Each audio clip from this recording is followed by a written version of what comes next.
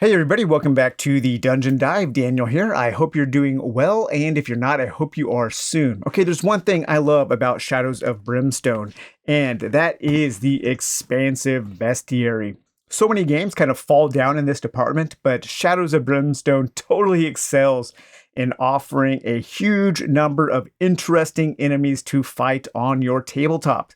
Of course, with Shadows of Brimstone, you have to buy into all of these expansions to create your expansive bestiary, but the option is there. And just so many games lack that option.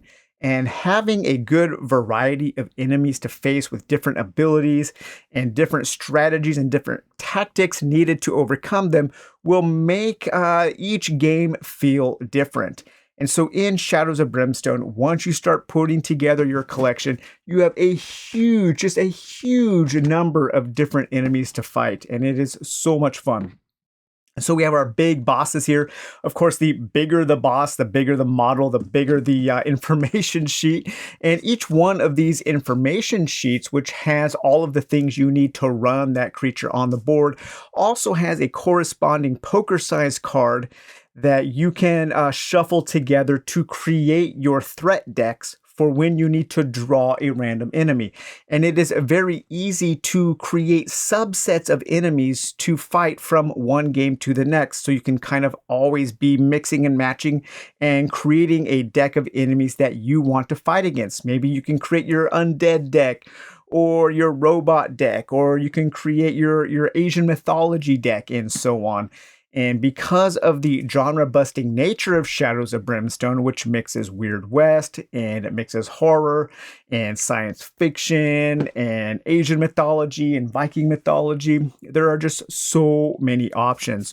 Right now, we are playing through the Gates of Valhalla box set, and we are using these enemies. We are using the Targa Librarian, the Centurions, the Trolls, the Grimians, the Bog Standard Tentacles, the Guardians, the Magma Giant, Shikari, Nomad Crusaders, Custodians of Targa, the Flesh Stalkers, and the Flesh Drones. This is one of my favorite expansions. Such a great expansion. The Void Swarms, man, those guys are heck of annoying. It's just super annoying, those Void Swarms and their Void Hive. The Goliath, the Troon Hunters, the Frost Giant, and the Archive Towers. And each one of these large information sheets has all of the different abilities right there, easy to access for you to control the enemies on the table. We have the elite chart for when you start leveling up. You can add these elite abilities to make the enemies stronger. If you want an even greater challenge, you can flip those over to the brutal side to have even more difficult enemies to confront.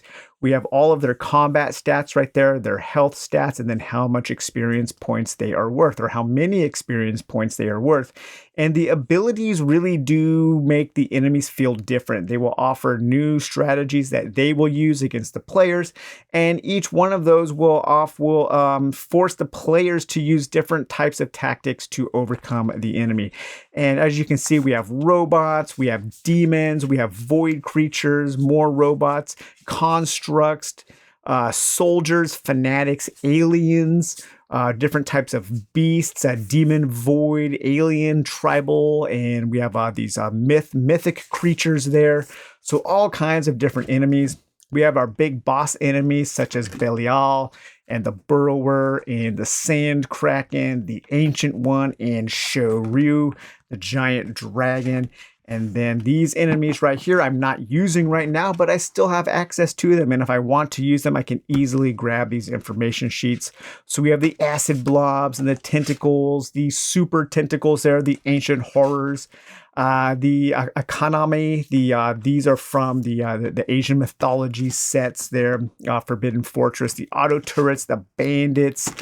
We have beacon drones and corpse piles, feudal bandits, the Haryanago, the Jorogumo, the Ninja Masters, living statues, Onis, skin crawlers, the Shadow Wraiths, spectral hordes, the Thunder Warriors there, straight out of Big Trouble in Little China. These massive dudes here, the Darkstone Brutes, Darkstone Scorpions, feral vampires, ghost warriors, harvesters, hell vermin, succubi, magma fiends, night terrors, the rat's nest. Those are for the those things will generate these little creatures, sand crabs, the Scafford gang.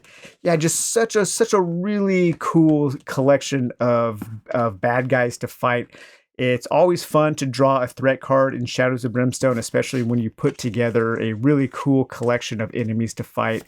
And as you start mixing and matching different enemies, the combat gets more and more interesting because of the way that the enemies might work together. Some of them will have ranged attacks, some of them will have melee attacks, some of them will have magical powers that they can use, like the Void Sorcerers. Some of them will have area effects, some of them will target the same hero. So just all kinds of really neat things. And that's one thing that I really do love about Shadows of Brimstone is the expansive bestiary. And I think I wish more games like this had the option to expand our bestiary to have more interesting combat encounters. So, all right, you guys, well, hope you enjoyed this video. We will talk to you later. Bye-bye.